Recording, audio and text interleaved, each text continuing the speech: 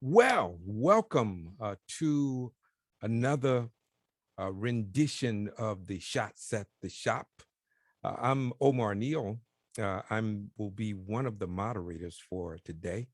I'm the former mayor of Tuskegee, as well as the host of the You Got the Power syndicated radio talk show. This is a conversation about the conversation today.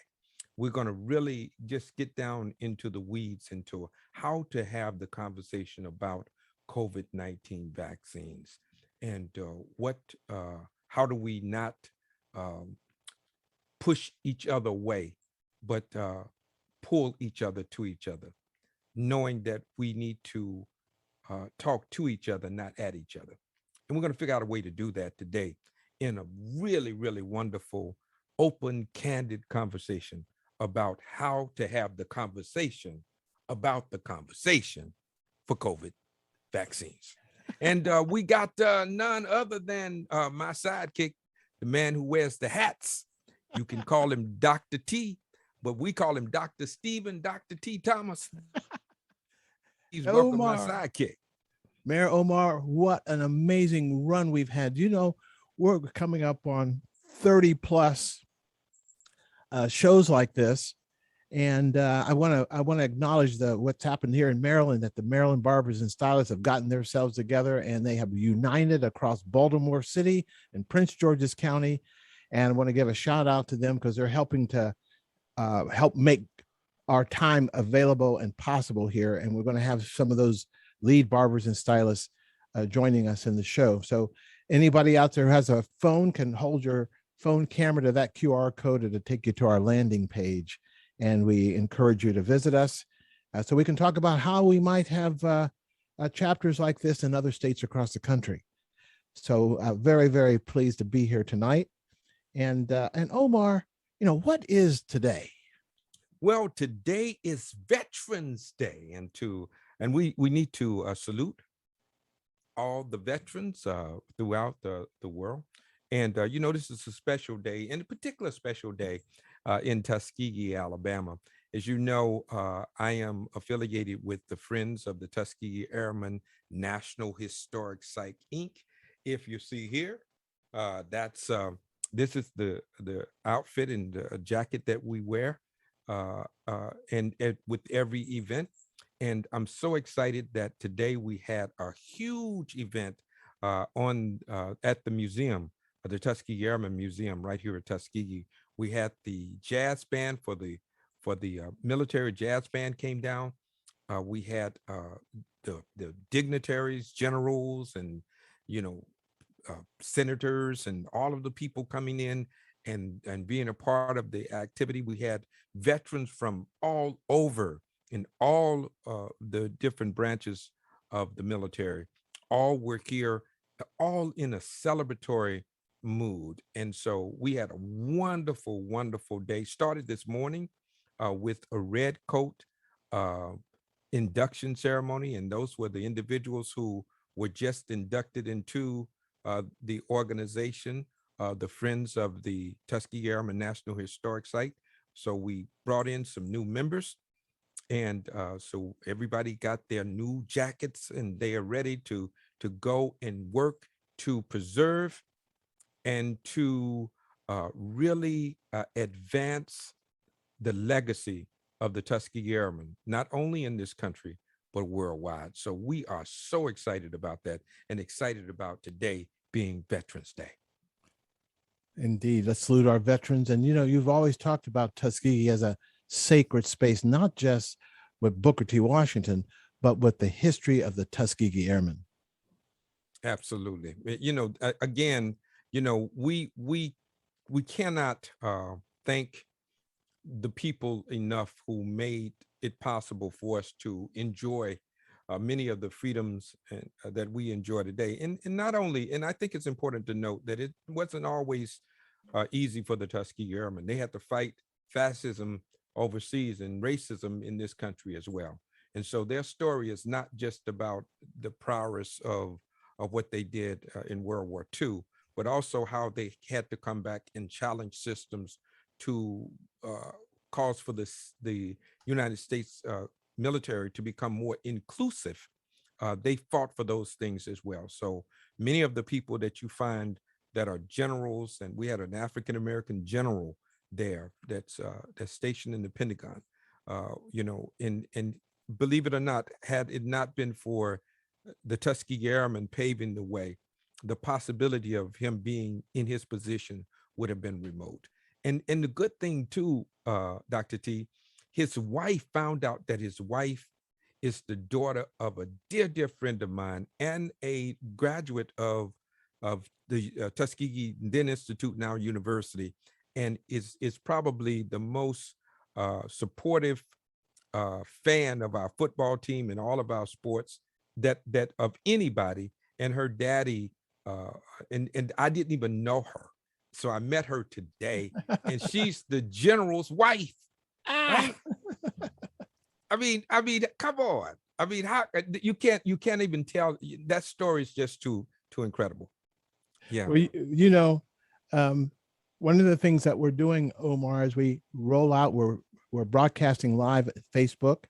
We're bringing this message to a much broader audience, and we've always had our medical professionals with us. We'll have them introduced in a moment, and we're always going to have representation from the clergy. And tonight, we've got Reverend Terrace King with us tonight. So when the time comes, we'll give a chance for Reverend King to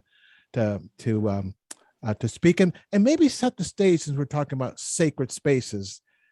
Given the conversation we're trying to have, maybe Reverend Terrace King can set the stage for us tonight. Reverend King always is welcome to hang out with us. He always has a word. The preachers have a word, man. They bring a word, and so we're going to do that. Well, we excited today because we have our regular folk with us, Dr. Carol Ritter. Hey, Carol, how you doing? Dr. Ritter, how you doing? I'm doing just fine today. I'm happy to be here. I always look forward to this. It's like a highlight at the end of my week, coming to see you and working on the progress of conversations. I love it. I can't wait to hear what everyone has to say tonight. Yeah. This is a real special show for me. For being a talk show host, I love the conversation. I want, and I think it's going to get to that. And we have Mike Dynamite Brown with us, because that's what you do. You are one of the best barbers around, and I already know that. But you also navigate conversations, man, and that's so very, very important. And so, we want to hear particular for you, how do you navigate those difficult conversations, right? So that people can leave there intact, right? Their feelings intact, relationships intact, all of that. We need to do that. And I see we got Sandra Jenkins with us as always. The fly, you talking about fly? Look at her glasses, man. She and Dr. Ritter. I mean, wherever they get glasses from, that's where I'm going, right? Thank you, sir. Hey, Miss Jenkins, how you doing? I'm doing well, sir.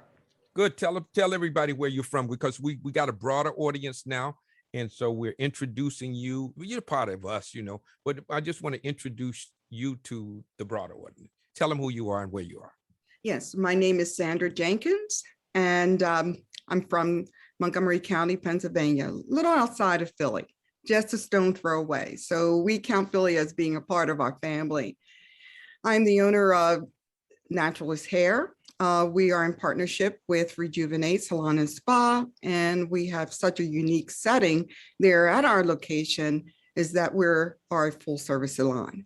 We're there, we serve those who are, very much interested in getting, any type of service along the let's just say the beautification industry. Right. So that's what we do. And I like to say that we launched our second Shots at the Shop. That was on, Monday, November 8th. And it was absolutely remarkable. It was remarkable. We had about 45 registrants. Of course, not all of the 45 folks showed up. However, our tally total altogether in combination with the initial shots at the shop is 74 people have been vaccinated. Wow. Amazing. That's Come on, give it amazing. up. That's Give really, it up. that's Yeah. wonderful.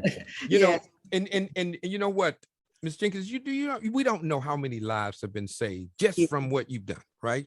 Yeah. But we can imagine somebody's life has been saved, and we cannot quantify that. We cannot place a value on that. So thank you so very much for what you do.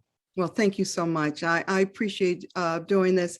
And it seems like every day that we put forth this effort, it seems as though folks are becoming more comfortable and more knowledgeable of the fact that the importance of vaccinations, especially during a very critical time of the flu season, people are just a little bit more concerned. So our staff workers are in compliance, and I see that Stacy just joined us, but we have been working very diligently in keeping this initiative alive because, look, now we got our 5-year-olds and we have our local schools that are right now that are understanding the importance of this initiative. So by all means, we're not just only getting the folks that are in the establishment or frequent the establishment, but we're getting folks that are outside of the establishment that are part of our community at large. Yeah, well, Yeah. I tell you, you are a model for us. We are Thank you. so proud of what you're doing, and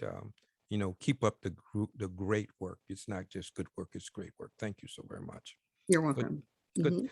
Reverend King, help me out, man, because if we ever needed the Lord before, we sure do need him now. I mean, we literally, we're getting to the point, man, we're about to turn the corner.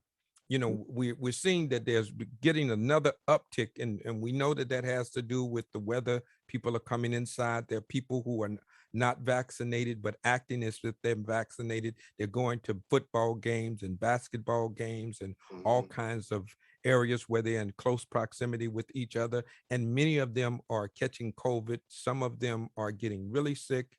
And then there's some of them who will not make it. So I want to know from your perspective, because you're dealing with the totality of a person.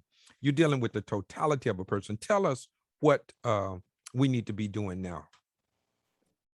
Well, now the we here in Baltimore, let me speak about the faith community in Baltimore and what we are doing that is really kind of outside of the box. But we're refusing, first of all, and a great deal of this is because of the encouragement to me from Dr. Thomas, is refusing to go back to our old role. And that role was one where health institutions came to us after the cake was baked. Mm-hmm. And used us as messengers to access our congregations and communities for efforts that we did not know the ingredients of the cake. There's a different model now. Mm-hmm. And the model that we have stepped forward with now is one of real empowerment, where the prevention, the immunization, and the health education model that we are operating with is one where, in concert with providers and clinicians, we help to develop. Right. So right now, the trust, which is what providers were always able to feed on. Every church is not necessarily a community-based trusted source. Right. That building does not make you a trusted source. It's the actions that the individuals take who are part of the leadership and congregation in connection not only with their congregants, but with the community that makes them a trusted source. Yeah. You know, Dr. T, you came up with the concept, no research on us without us, right? Absolutely. Right. And the without us part of it really has to do with the fact that we have to be involved in every aspect of what you are Right. doing. That's right. I think that's where the trust comes. Don't you think, Reverend King? The I trust comes think if I know what's happening the whole time, then I'm not guessing about it. I know what's happening. Well, right? let me speak. The trust came from the community because we were putting the work in before we ever heard about a COVID. Before the pandemic, before COVID ever existed, we were putting the work in. So the trust came because of the work we did before the pandemic. Right. So you make your friends before you need them. That's absolutely an Omarism. You know, Omar, you have tested me time and time again. I'm gonna have to send you an invitation to come to my church because you have stuck your toe in the water several times. I think there's an itch there, Stephen. This guy wants to test the water. I can tell. I'm not a bootleg preacher. You will not get me in there. Okay, all right now. I love you, man. That's when you hear the truth, it just correlates to ministry. So that's what it just looked like that, but it's a minister of health. I like that. Hey, Reverend King, this is all about having the conversation. So many things shut down the conversation. Right. How do we keep it open? And is there a word that you can give us, setting the atmosphere and the stage for tonight, that helps us stay in conversation? Can you give us a word, Reverend King? So I really go back to where you started, Stephen. I'm asking you to pray. No. I really go back to where you started. Okay. And that's sacred space. Okay. And so let's pray over that space where we can share with one another, where we can connect with one another, not just with God, but have empathy for one another. Okay. Right. So our Father and our God, we do thank you for tonight. For people with like minds and kindred spirits who want to do more than be seen, but who want to be used and used by you. Help us to help somebody else. God, we're not worried about self because we know if we just do what you called us to do, you will fill our cup and let it overflow. And so we thank you in advance for what you will do. In the name of Jesus, we pray. Amen. Amen. All right. Mike, Dynamite, help me out because you really touched my heart last week with the story about your friend and his passing. Kind of take us through what's going on with that. And well, for those who didn't know, Dr. T, myself, and Fred, I had to speak in Baltimore at a museum, and on the way in travel there, we got a call. Well, Fred got the call from one of the customers that had been coming to shop for years. Love him to death. Full of life, energy. He caught COVID like the Monday. He went to the hospital Thursday. He couldn't breathe, and he died Saturday. And he was on the hell no wall, and he wouldn't take it. But we had a vaccine clinic that Monday, and he said he was going to come and make a decision then. He didn't make it. He refused the ventilator. That's Lou right there. He refused the ventilator in the hospital. And the doctor told him he was going to die, and that he did.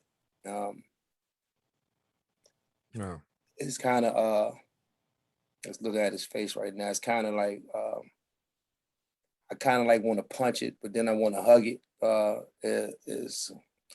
Because you had the conversation, and I think that's what a lot of people don't get, is that people have not tried. You know, they tried, but the problem, the frustration is when you tell people the truth and they still on the what you call the hell no wall. That's frustrating.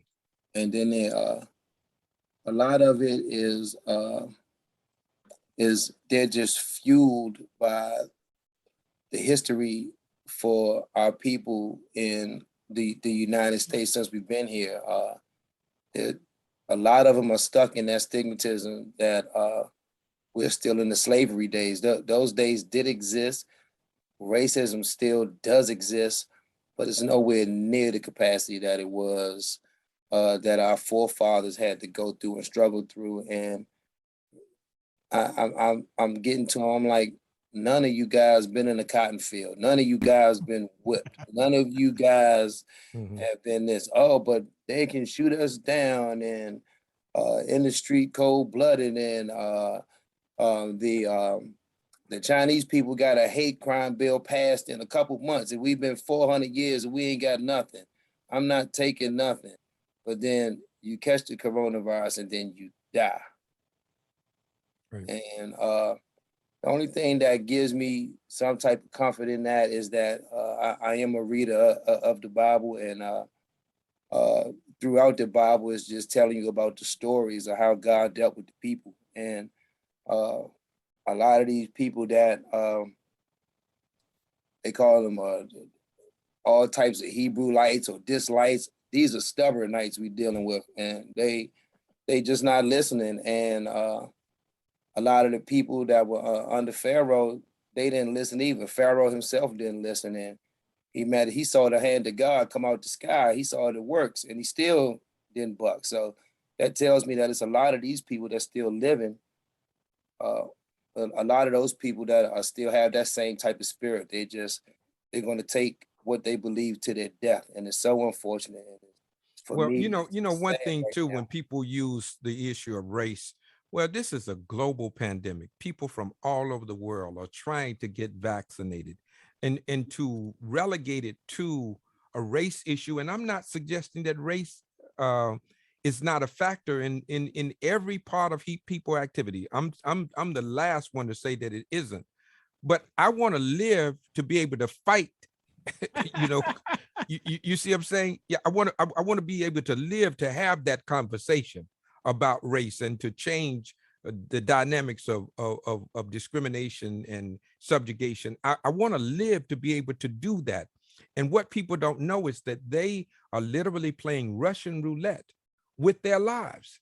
And that's the tragedy. And you talked about your friend, but there are countless, countless examples that we've gotten on this show alone on what we're doing. White House shots at the shop right here, right? Countless times where people were talking about it. Stacy's here, isn't she? She's with us. Is Stacy up with us? I want to bring her. No, she's yes. not. Hi. Hello. Hey, Stacy. How you doing? How's everybody? I don't know what I'm doing right now with this, because let me see if I can get on here. The background is acting a little different today. Well, that's because you change it every other minute. I know. See, it keeps going on. Yeah. All right. Okay. All right. There we go. And if you're working here today, if you're working, Stacy, just let your client know everything is fine. You can multitask. Yeah. Just what she asked. She's on her way walking out because I will be in Jamaica tomorrow at this time. Ooh. Okay. I'm on vacation. Oh, okay. Good for you. Yes. Stacy, I want you to tell people who you are and where you are, yes, and all of that. And then I want you to tell us about your friend's story, because I've heard so many times where people talk about, I'm healthy, I got a healthy immune system. And let me tell you this, and I've not said this even today, is that I got my booster shot on Monday. Come on, give it right? up. right? Yes. So I went and I got so I have 3 shots, right? I mean, and was happy to get it, feel really good about it, right?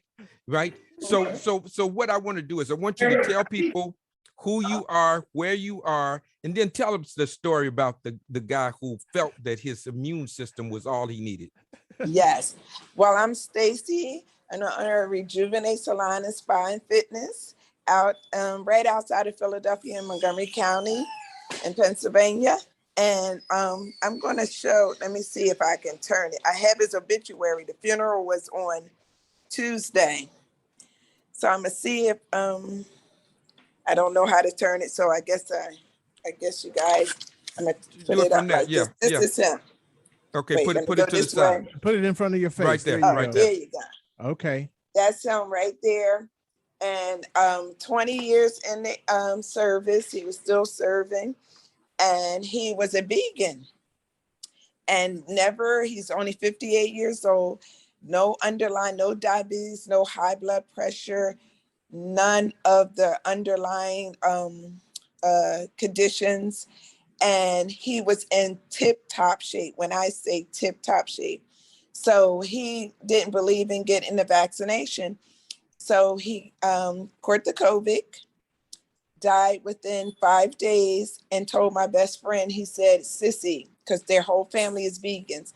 He said, Sissy, if it can get me down, please get vaccinated because it can get you.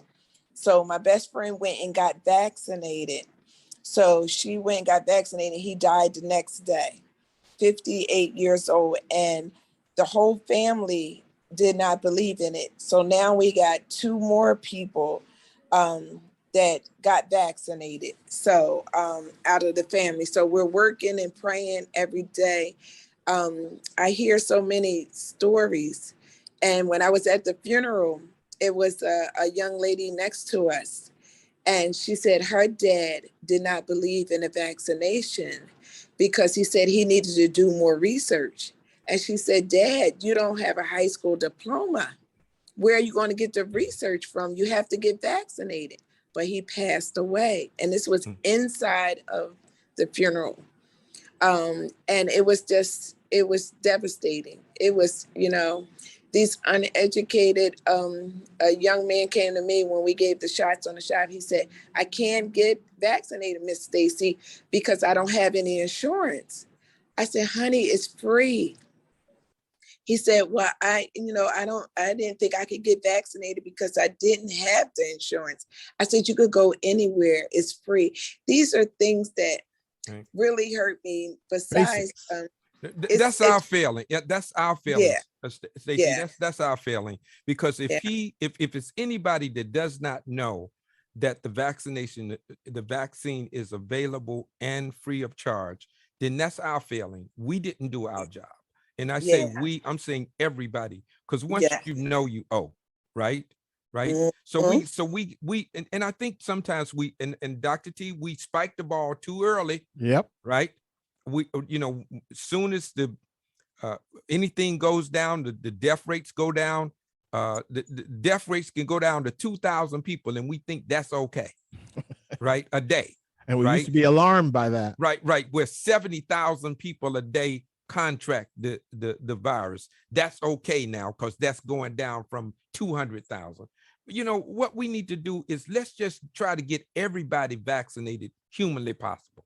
Right. Absolutely. And let's focus on that rather than trying to get those little wins or to try to, promote yourself. Let's just try to get everybody do it. Let's do what Stacy and Sandra and everybody else is doing, Mike and everybody else. Let's just get people vaccinated. Let's just stay focused on that.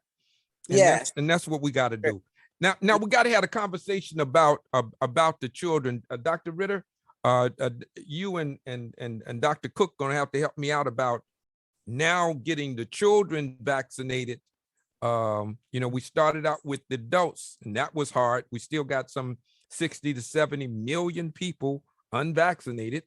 So now we're talking about getting the babies vaccinated. Now, what I have heard is that that's going along pretty well.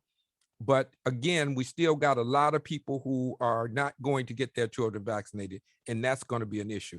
Talk a little bit about the safety and efficacy of the vaccine for children. We know Pfizer has it now from 5 and up. And so let's talk a little bit about that now. Right, the 5 to 11, that's the newest one. That's still under the EUA, which we all started out with, the emergency use authorization. And I believe that that one is actually comes in a different vial than the adult one with a different color. Right. So they're still under that EUA guidance. And I just talked to a pediatrician today who's a patient who came in, and she says it's going very well in the office. Those are the people that are coming into the doctor's office who are taking care of their health. So, you know, there's a lot of work to be done outside the doctor's office, which is where this group comes in to educate the parents who come in and say, you know, I have to tell you this story. I have a conversation with a big doctor group this past weekend about vaccine mandates. And I was surprised that even the doctors need to be educated about the science. They were like, well, why do we have to vaccinate everyone? Don't we just have to get 75%?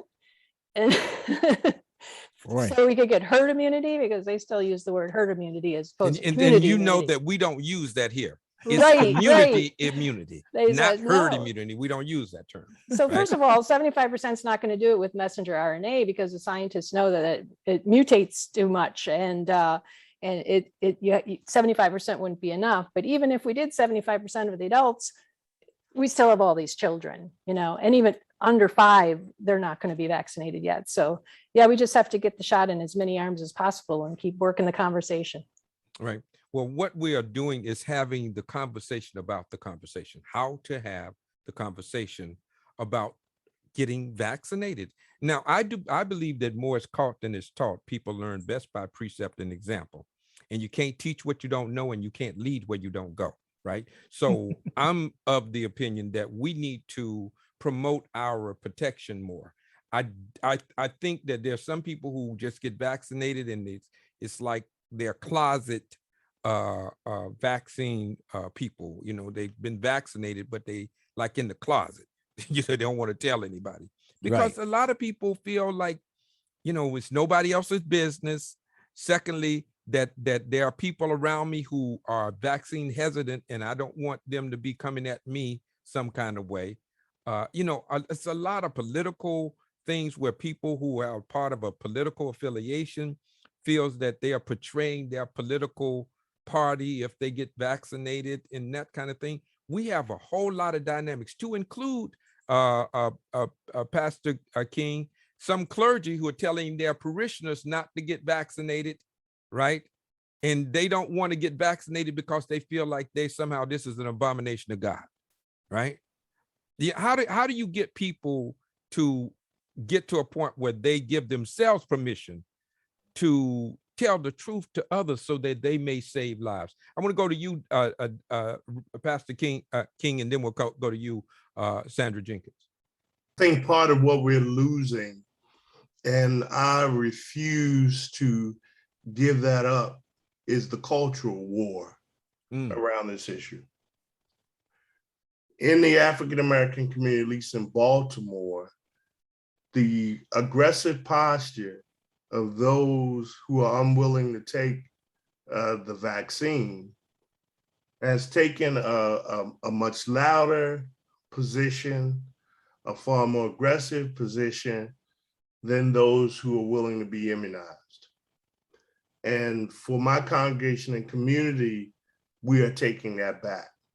In fact, I am blatantly saying this is about keeping Black people alive. Mm-hmm. I'm pointing that issue out, that we refuse to let misinformation and Carter G. Woodson miseducation to lead us down the same path that we have fallen for too many times, where we allow others to set the agenda for us. And so we're taking an aggressive posture on this. We are not silent. We are not afraid. We are not willing to have a back and forth argument about it. What we did, as Stephen knows from the beginning, was to bring, as a scientist, I'm not just a pastor. I'm a health scientist. So I brought the scientists into my congregation. Mm-hmm. I'm not intimidated by Hopkins. I worked for Johns Hopkins. I'm a consultant for Hopkins.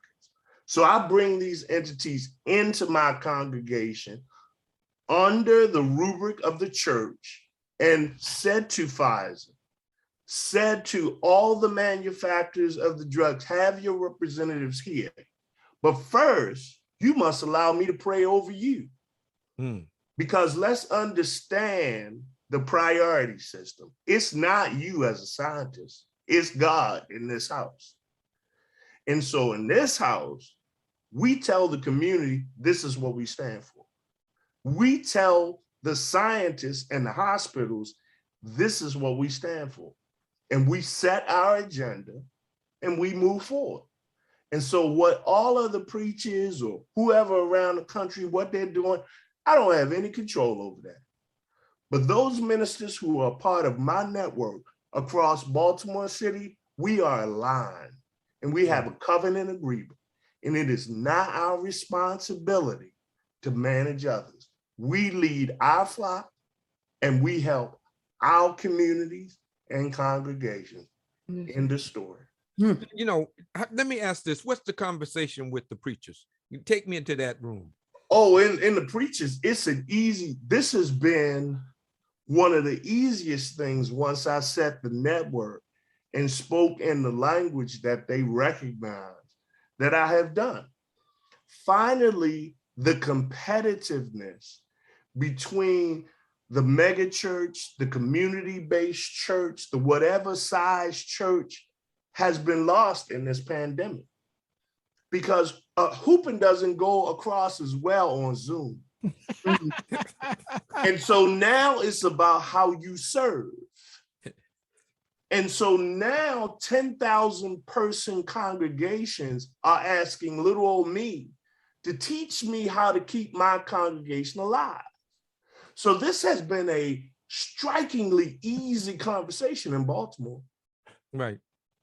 So this really, has brought us together really like it never has before. It's amazing. Like self-interest too. You know, because if you burying all of your people, you certainly are losing them, right? Well, what they recognize before we even get to that point is that I have a vested interest in keeping grandma alive. Wow.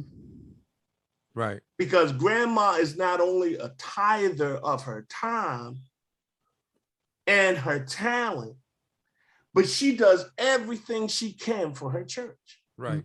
So more than any doctor, my responsibility is to keep her above ground. So right. They trust me from that end. Right. You know, one of the things, and we are talking about this, Ms. Jenkins, you know, you have been very explicit in letting people know that you believe in vaccinations and that people should be vaccinated. Have you ever thought about how that may be harmful to your business? You have a business, but you tend to override that and say the greater good is more important than whatever my personal interest is. Absolutely. I go with my gut, and whatever is there in my gut, that is how I lead. To just elaborate a little bit on Mr. King, my pastor, my church, he made a very, very clear statement. And we haven't opened our congregation yet. When all of the other congregations are slowly but surely, you know, trying to get back on board, as they call back to normal. And our church, he's saying, no, I will let you know when that time. God, matter of fact, God will tell us when that time is. He said, for instance, he said, you know, I get all these calls that are flooding in saying, you know, Pastor, when are you going to open up? I miss church. You miss church? What do you mean you miss church? You know, you're your church in your home. He said, right. let me say this. He said, when someone passes away, he said, you know, everyone sends them cards, flowers, or whatever there may be. He said, but I have to bury them. He said, so I have to make the decision. And that right there just really, really, really, just really got right there deep inside my soul, because I said, you have to lead by example. And what that is to say, in my establishment and at our establishment, that is how I feel about my community, my clientele, and my profession. I care enough about my profession, okay, to take that risk.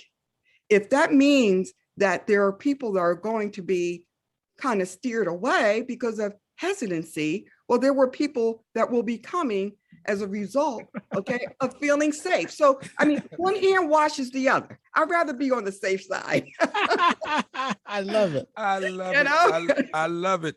And it's going to be a point where there are going to be times where people are going to say that we have a COVID shot. I don't know if you want to call it mandate, but the people here are all protected through vaccination, right? And Yeah. that's where people are going to want to go who are vaccinated, right?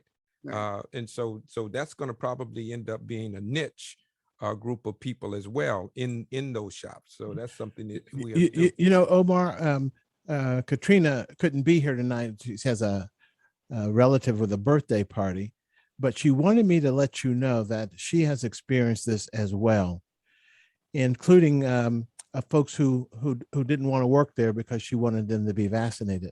Mm-hmm. And then she says to me, Dr. T, I got people calling me asking me if I have a chair available because they want to be in a shop that people are vaccinated. So this is back to Sandra's point. Mm-hmm. I think that people are going to ask, before I bring my kid in for his haircut, before he goes to school or the holidays, what's your protocol at your shop? And if we are able to say we follow shots at the shop protocol, whatever we're going to call it, it will give them confidence. I think it's the business differentiator. And maybe that's a good thing right now to shore up the profession and to have it as a place for the wide range of services you provide beyond simply cutting hair. And that's not simple because people get up from your chair with smiles. They may sit down depressed, but they don't leave depressed. Yeah. Yeah. Well, we have not only do we have the people who are hanging out with us here, but we also have a Facebook audience as well. So we want to do a kind of check on how you're feeling. So Dr. T, let's do the word cloud and see how people are feeling. Tell them how to do it. Okay. We've been doing this, Reverend King, since the beginning. And at some point, we'll put all the clouds together and let you see the ebb and flow. But here's the basic question. On this day, what word best characterizes how you're feeling at this moment in the pandemic? And you can put in as many words as you want, one word at a time, and just put it into the chat. And we've got people here behind the scenes that will build the cloud. And so we'll continue our conversation.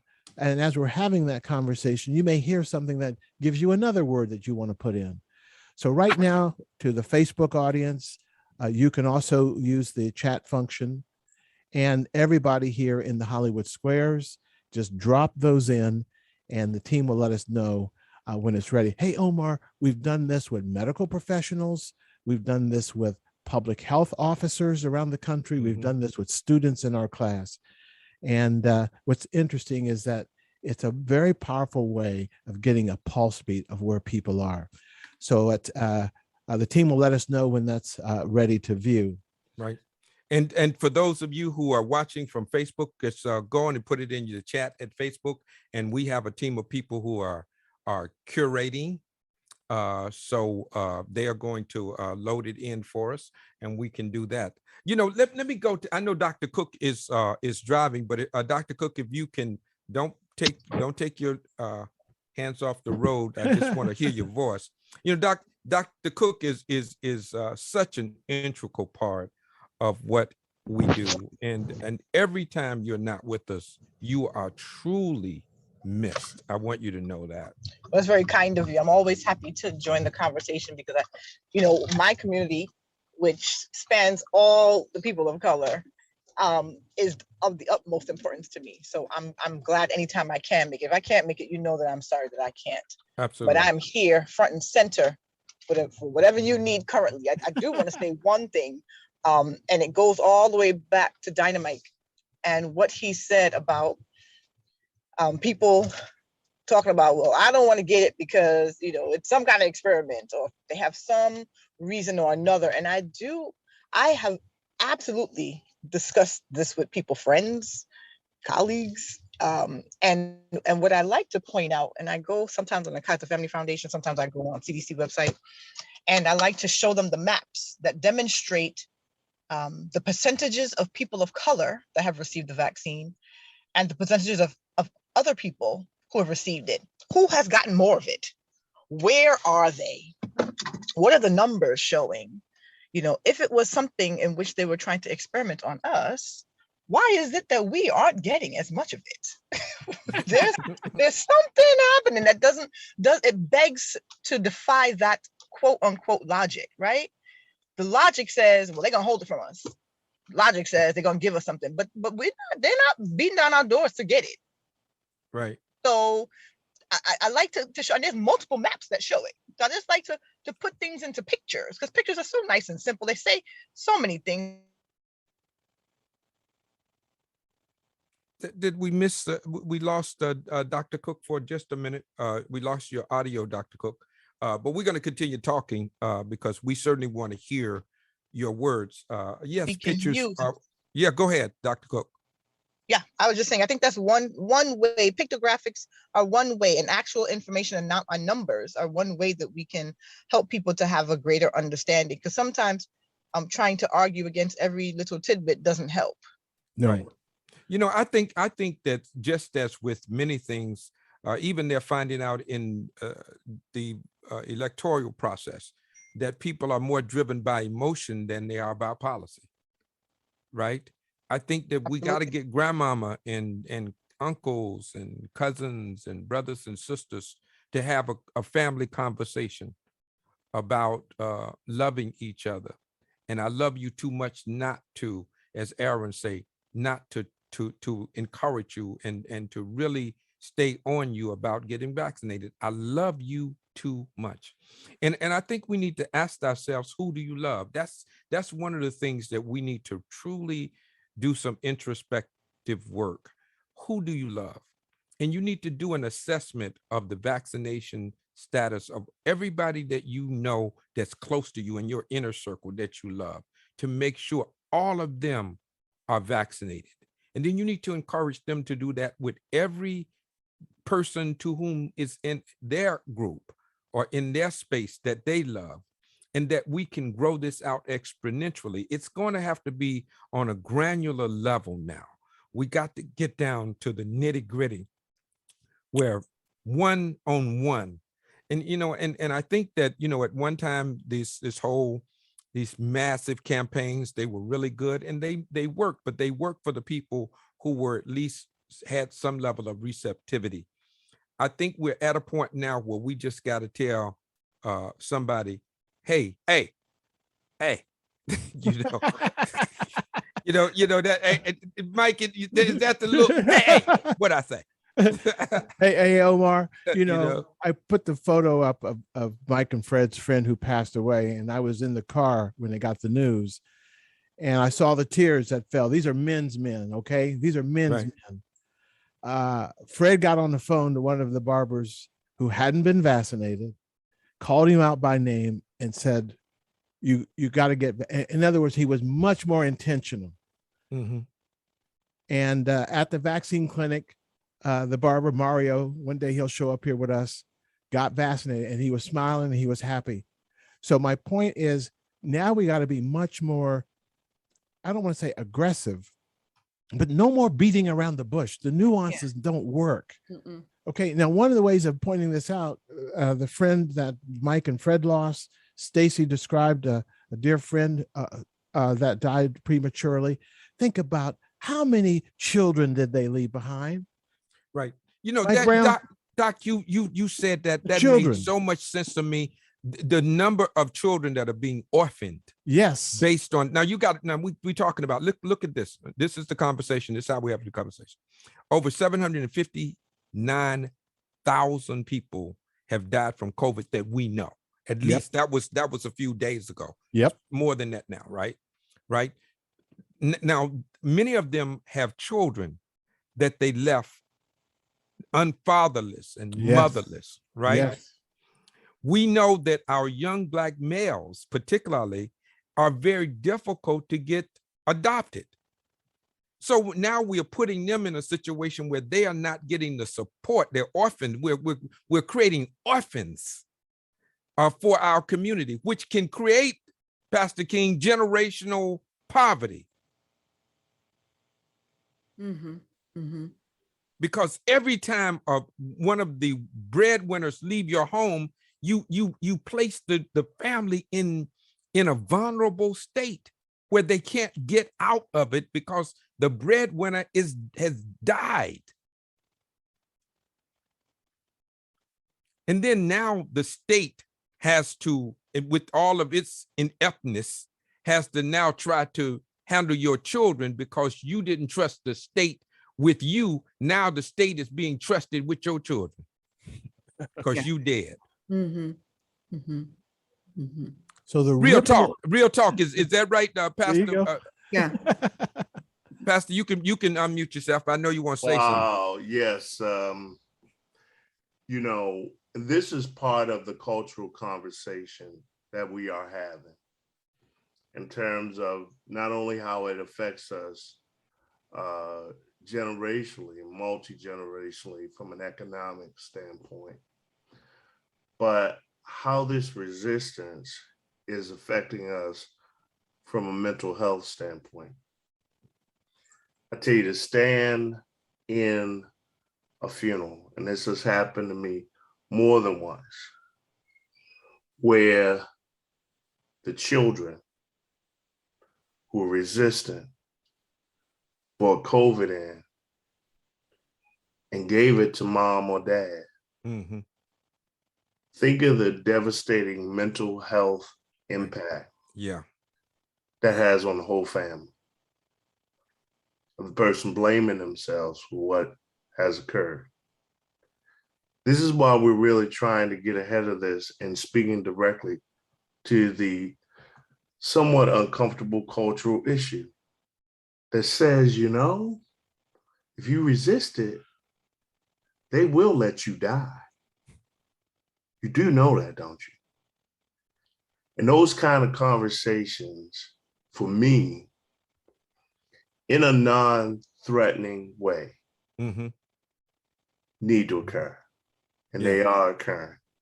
And they're breaking down barriers. But I also have to tell you now, some of these mandates that are taking place are also bringing people at a different level to my vaccine clinic.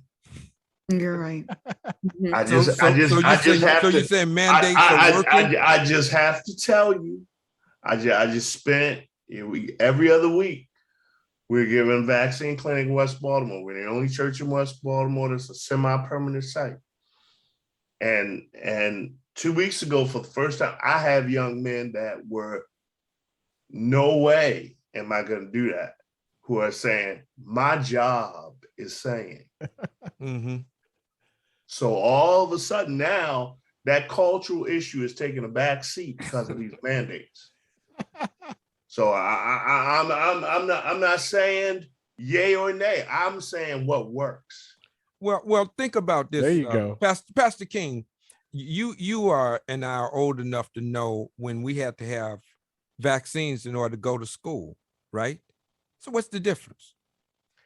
I just took my grandson of 18 months to the doctor. He had to get 7 shots. That's right. And you don't know what they were. You don't know what was in them. I don't know what was in any one of those shots. But you knew it was the right thing to do. Somebody you love. I mean, right? just got here, right? I had to ask the doctor what disease she was talking about that the shot was going to prevent. I never asked her what was in any of them. 7. Right. And he's not done getting shots. Right. My daughter was maybe a week old when she started getting shots, a week or so. So I mean, we have to really take a time out, right? That's right. That's right. And really, have a sober conversation with people and remind them, these are the same people who are talking about, I'll take a horse deworming medicine. Right. I mean, fishbowl cleaner. Right. They want a light, an ultraviolet light to come in them, and what is it? Some other kind of thing, Drano or something. I mean, this kind of, and I know that a lot of it has to do with them getting disinformation on social media. Now that's where we need to go to now. Yeah. Mm-hmm. Go ahead, Sandra. Yes, something just came to mind. Is the long-term effect that COVID-19 has on someone once they have contracted COVID-19. Yeah. What I have assessed with 2 of my clients who had the virus was substantial hair loss. Interesting. Oh, wow. Hair loss. Yes. Yes. That I think is probably something that we're not really haven't yet really discovered yet. It's still new to really know what that really means. However, these folks has suffered so like immensely. They have suffered. Not only they've lost their hair, but let's just say the physical impact that it had on their skin, their vision, their respiratory system, all of that. Mobility. Can't hardly move around, the balance. Absolutely. So I think that this would really have I would just say an impact on parents who don't want their children to have to go through that suffrage, who don't want them to experience that, the same as, Mr. King has stated that there are 7 vaccines to protect the child from contracting X, Y, and Z. Well, COVID is also in the midst of that, the vaccine. So I think that the 2 clients that I've spoken with were hesitant and did not want to get the vaccine. And then now they're advocates of getting the vaccine. Conversion. Yes. Yeah. So the physical impact is very, very important here, even though these folks are probably, life was spared. However, what state and what medical state are they in now?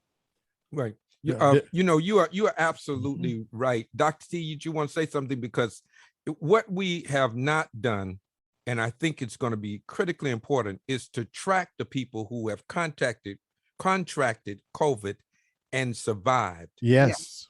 And to see what level of diminution that has happened in their lives in terms of their functionalities. Yes. Absolutely. Right. That's something that we don't know that. Right. Some people say, everybody don't die. Well, even if you don't die, there are things that can happen, long hauler. Yes. There you go. Effects. And all of those things can really impact and really diminish the quality of life, right? For you and everybody else. So, but you don't even know that, because that you playing Russian roulette. You don't know whether or not you're going to live or die. Right. So, and I think that's we need to talk, we need to have that kind of conversation with that kind of spirit, with that kind of clarity. Right. Right. So this diminished quality of life, even if you survive it, we don't know. This is brand new. But you know what, Sandra and Katrina, because of the role that you play in Dynamite, you're going to see symptoms that maybe the doctors haven't picked up on yet. Right. Okay. Mhm. And so I think moving forward, we want to invite people who have survived to tell their story and what they're going through. I'm old enough to remember the AIDS epidemic. There were no specialists in HIV/AIDS. Well, now there's whole specialists. People go to a specialist for that. And now you see commercials on TV about drugs for antiretrovirals and drugs for controlling viral load. That is coming this way as well. In other words, we don't know the long-term effects yet. So these young people who don't end up typically in the hospital or on a ventilator still may have diminished performance capability. Okay. Some of these kids that want to go on to the NBA and go into college sports, and it could affect their ability to do that. Okay. Right.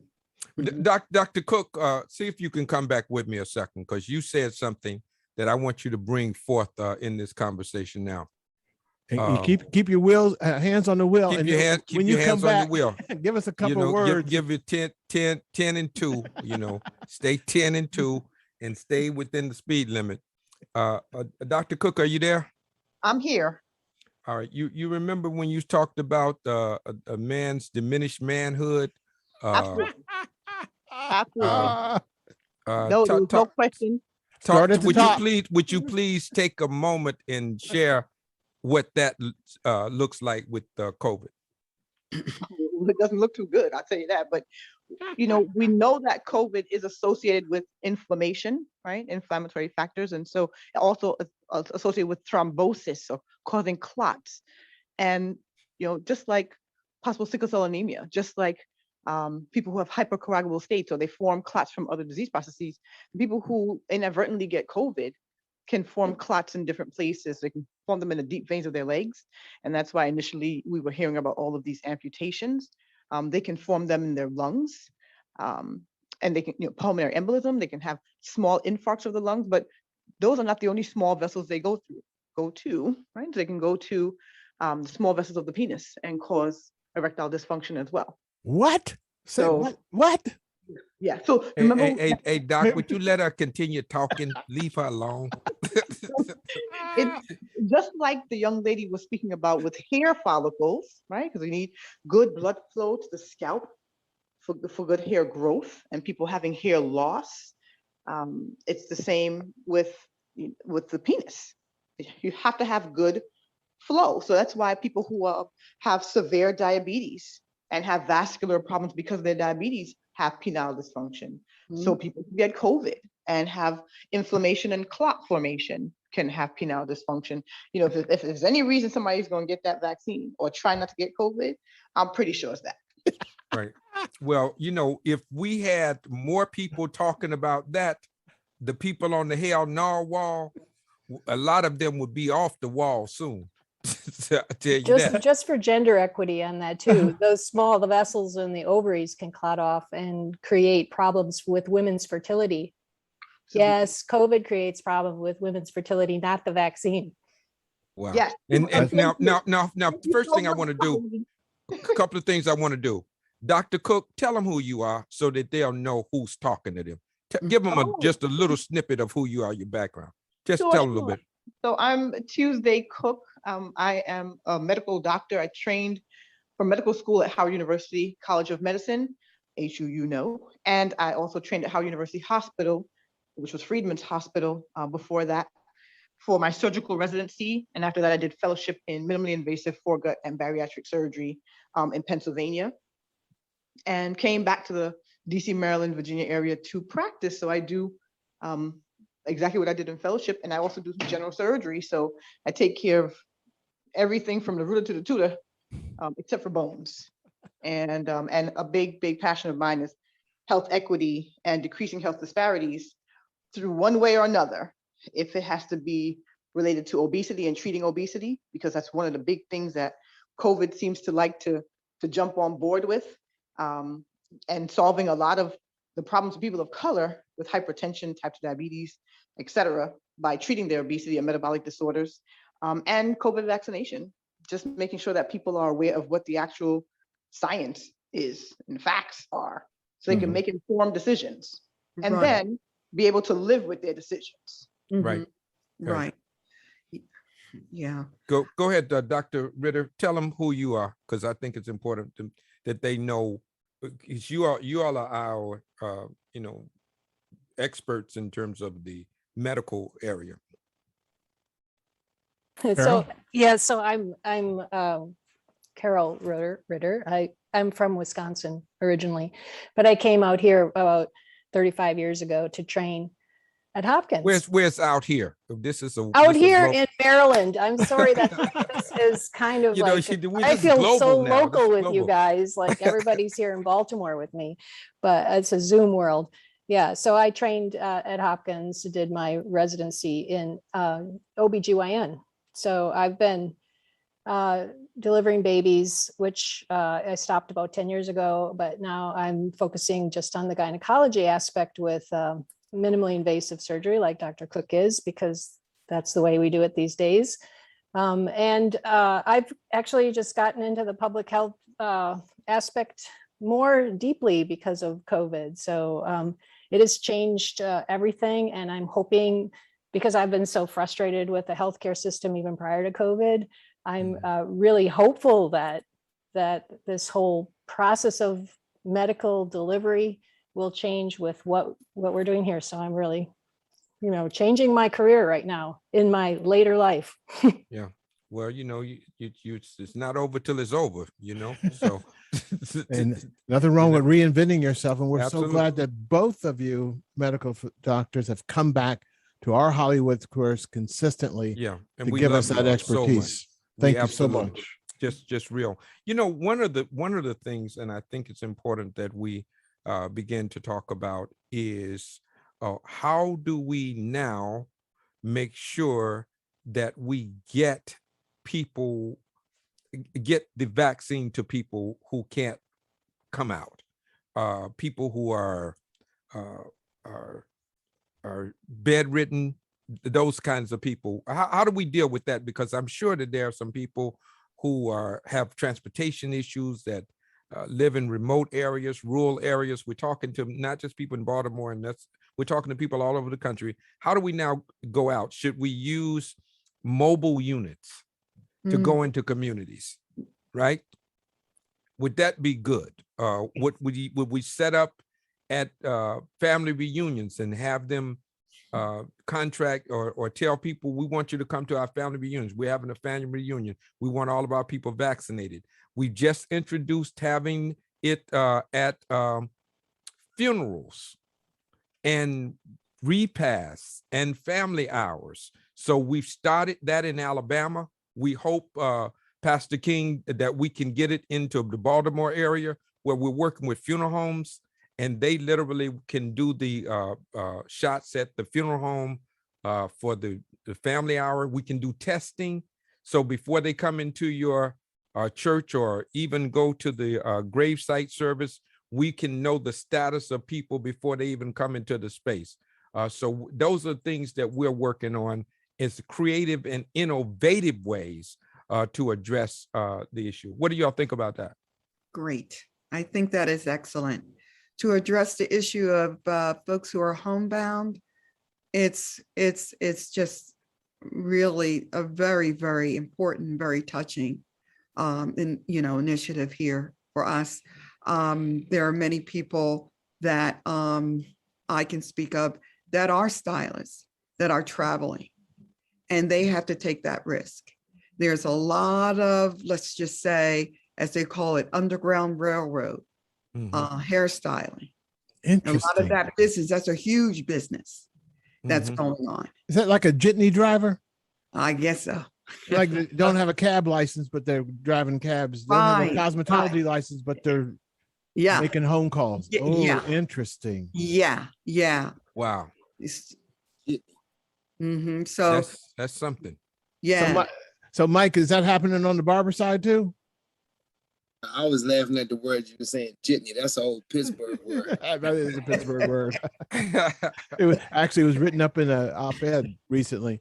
But Omar, one of the things that we have discovered working in the barbershop What is that? Is that in the barbershop, they know where the people are who are not only at the hell no wall, they know where people are who are beyond the hell no wall, folk living under the bridge, folk who sip their beverage out of a brown paper bag in the middle of the day.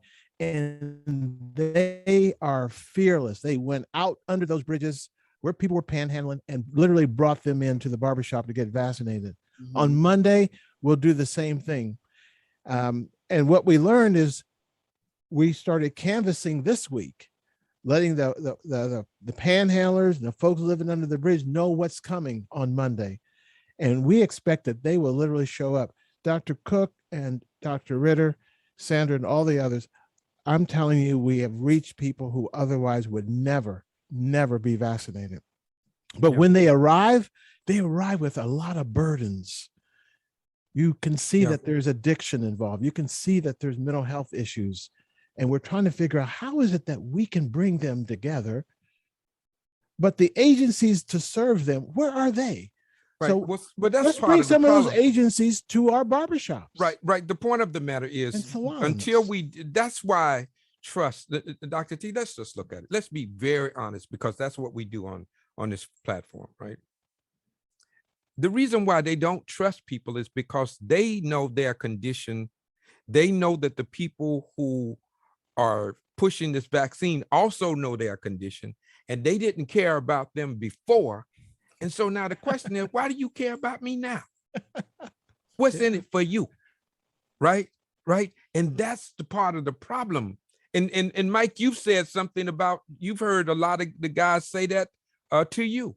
You know, it's got to be something. They see me going to jail. They see the criminal justice system being, unfair. They see unemployment in the Black community at a high rate.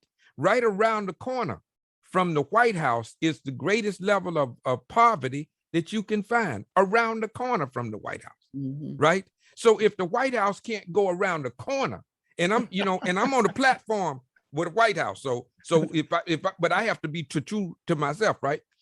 If you can't go around the corner and help the people there, right, to deal with those other issues that Dr. T is talking about, why are you just gonna do it for this?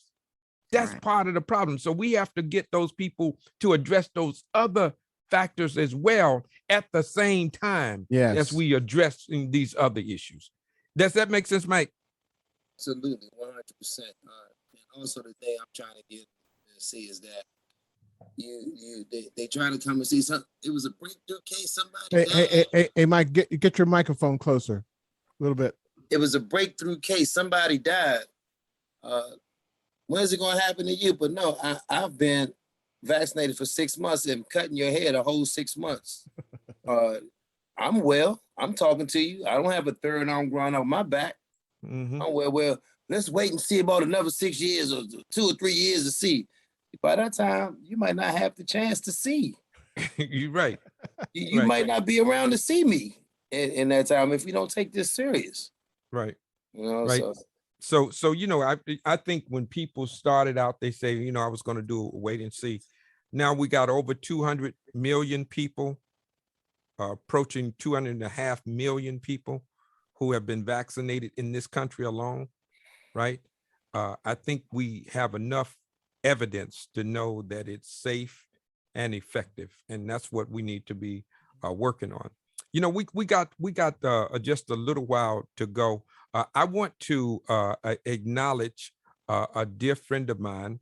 I cannot ever go to talk about anything and not at least acknowledge Tara Foster, who is the executive director of the Alabama branch of the NAACP, conference of the NAACP.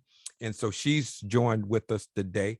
And I just want her, you don't have to put your video on unless you want to, but I want you to just say hello to the audience and to our panel, Tara, if that's possible. Yes, absolutely. Absolutely. I'm on and off this elevator. The president and I are down here in Auburn for some events today and tomorrow. So I apologize for not being on having my video going. But I am just in awe right now, just listening to all of the information that's being shared. And I just feel so enlightened right now.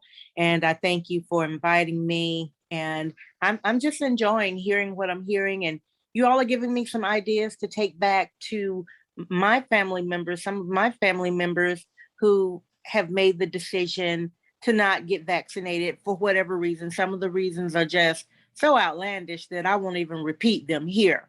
But like most of you, I'm triple vaccinated now. I got my first one in February, my second dose in March, and on October 15th, I got my booster. And I don't have a second head, a third eye. I don't have any of that. I feel great, but I'm gonna keep trying to encourage as many people as possible to get vaccinated. And I just thank you for allowing me to be a part of this space. So thank you for all that you all are doing as well. Right. Well, I'm going to brag on you and President the President Singleton Simonton, excuse me, President Simonton of the NAACP. President Simonton and Tara Foster are, I mean, they're awesome leaders in Alabama, and they address the issues, and they are, you know, so I just want to let you all know that the person who's on here is our the executive director. She's the boots on the ground when it comes to the leadership of the NAACP for the state of Alabama. So so kudos to you and what you all do. Thank you. Let me welcome you on the behalf of the University of Maryland.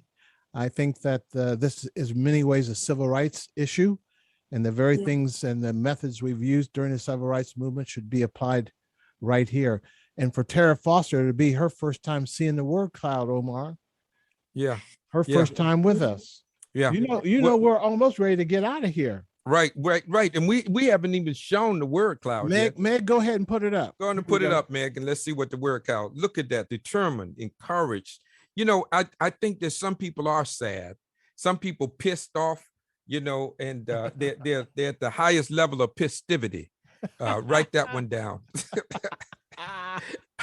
The inclusive, perseverance, community, hopeful, progress, inspired, resolved, blessed, relevant, consistent.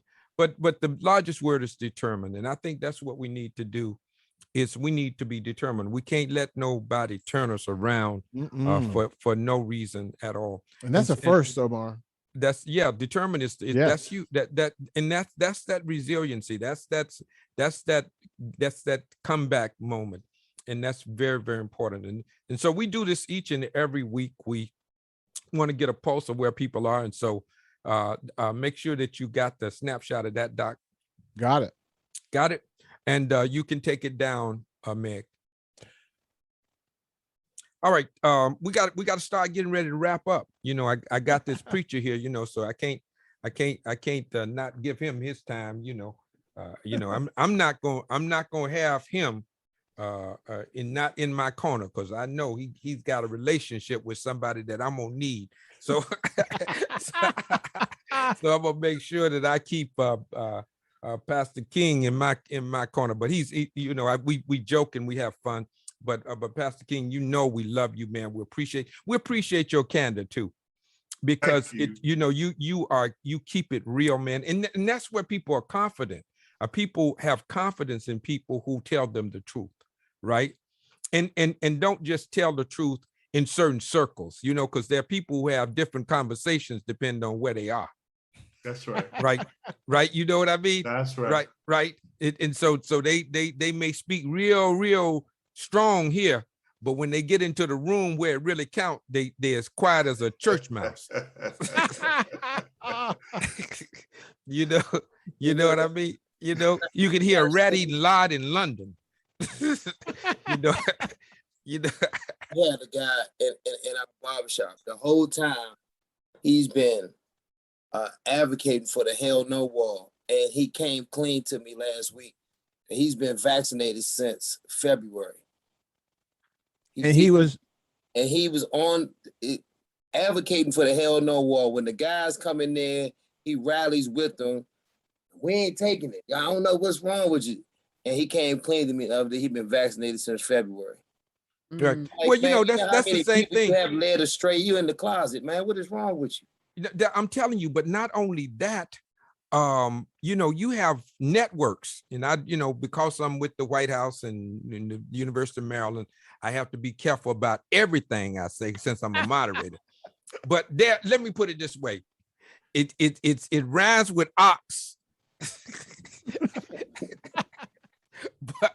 but every one of them have been vaccinated.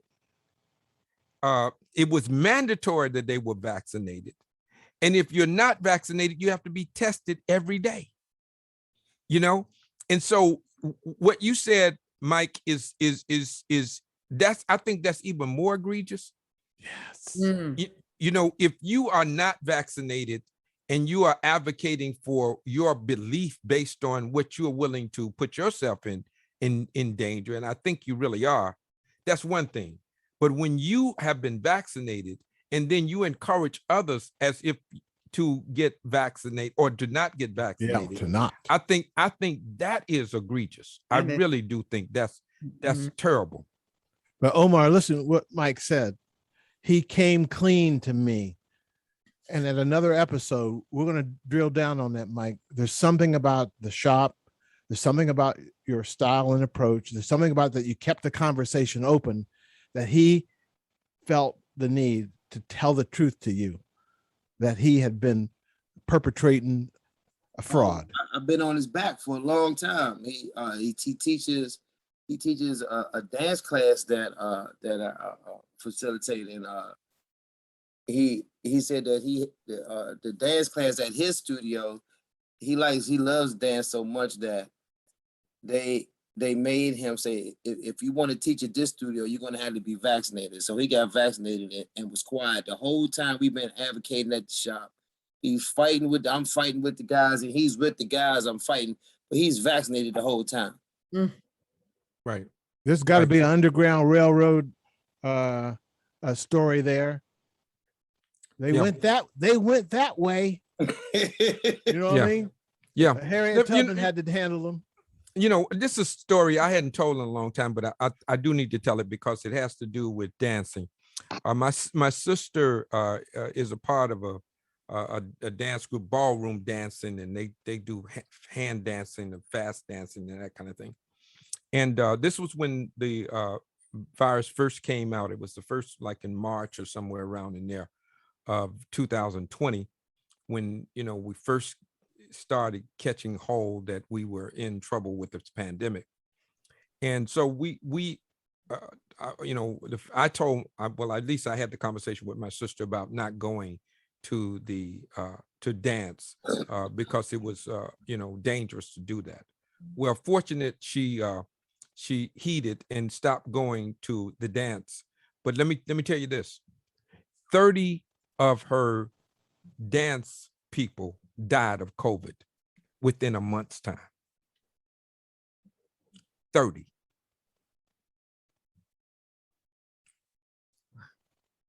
30. That's 30 funerals. Mm. There's 30 families that's in pain and still in pain because Thanksgiving is coming up and that chair is not going to be filled by that person. And you, and Mike, when you said the guy has 9 children,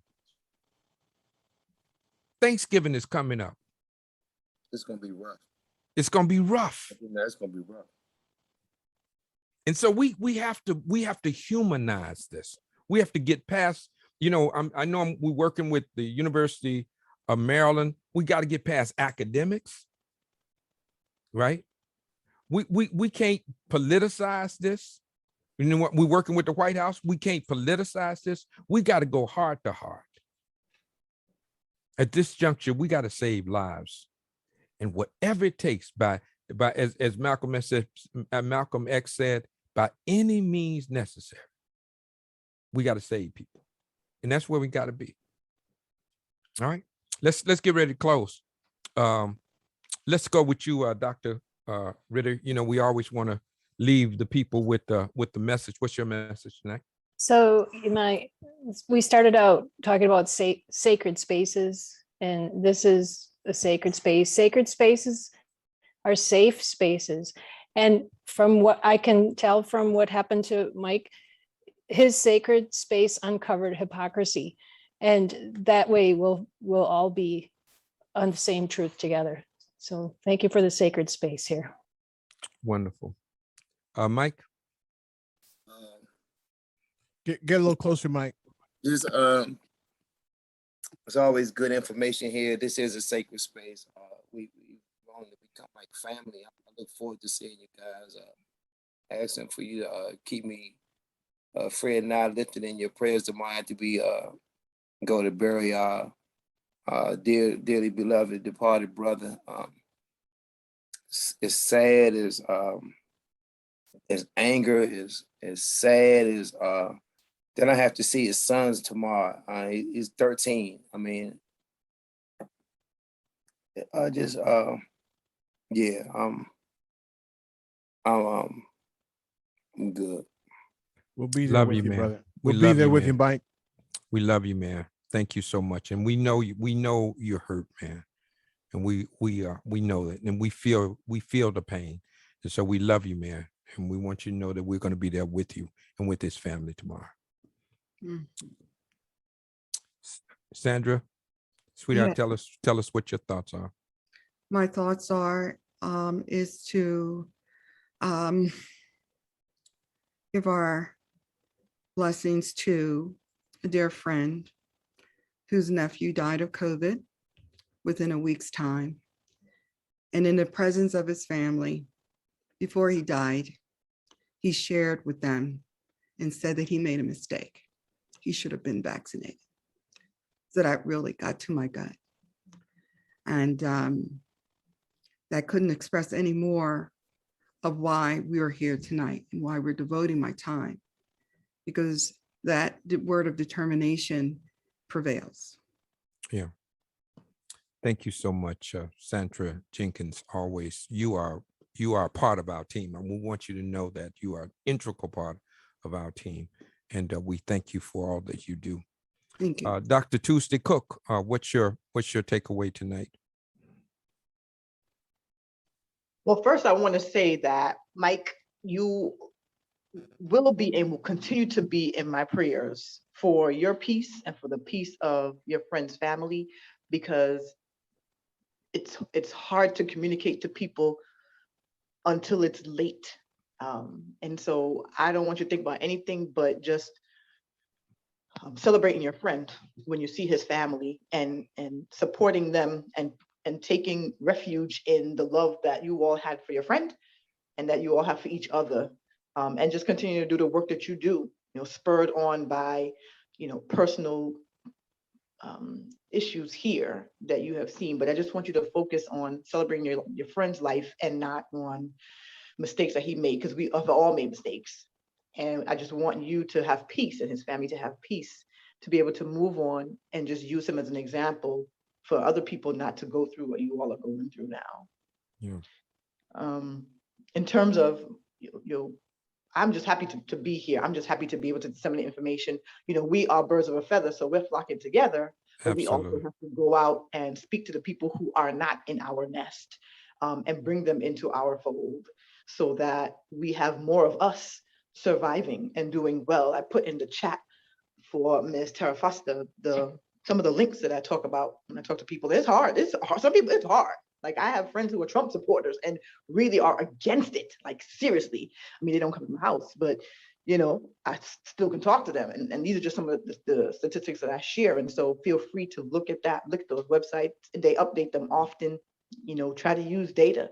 Numbers can say anything, but science is science, and it's real. Between God and science, it just don't make no sense to do nothing else. So just keep talking and keep trying. It's exhausting, it's saddening, and disheartening sometimes, but we got to keep trying.